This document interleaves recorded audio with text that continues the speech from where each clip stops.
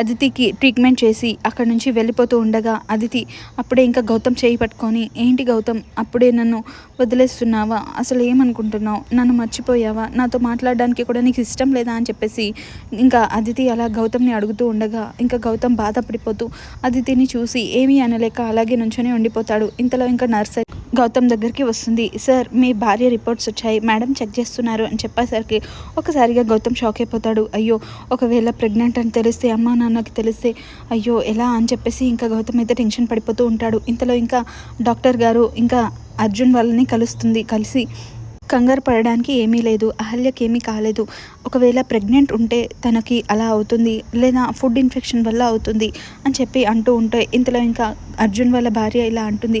అయ్యో, తను ప్రెగ్నెంట్ కాదండి, మొన్నే వాళ్ళిద్దరికీ పెళ్ళయింది, ఇంతలో ప్రెగ్నెంట్ ఎలా అవుతుంది, కాదు అని చెప్పేసి అంటుంది. అన్నాక అయితే ఫుడ్ ఇన్ఫెక్షన్ వల్ల అయ్యి ఉండొచ్చు, నేను రిపోర్ట్స్ చూస్తాను ఆగండి అని చెప్పేసి డాక్టర్స్ రిపోర్ట్ చూస్తూ ఉంటుంది. ఇంతలో ఇంకా గౌతమ్ అయితే కంగారు పడి అదితి చెయ్యి వదిలేసి ఇంకా డాక్టర్ దగ్గరికి పరుగున వెళ్తూ ఉంటాడు.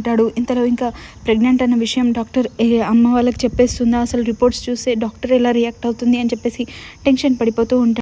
రాబోయే ఎపిసోడ్లో ఇంకా గౌతమ్ అయితే తను ప్రెగ్నెంట్ అన్న విషయం చెప్తాడా, లేదంటే ఆ రిపోర్ట్స్ వల్ల వాళ్ళ పేరెంట్స్కి తెలిసిపోతుందా లేదా అన్నది రాబోయే ఎపిసోడ్లో తెలుసుకుందాం. Thank you for watching.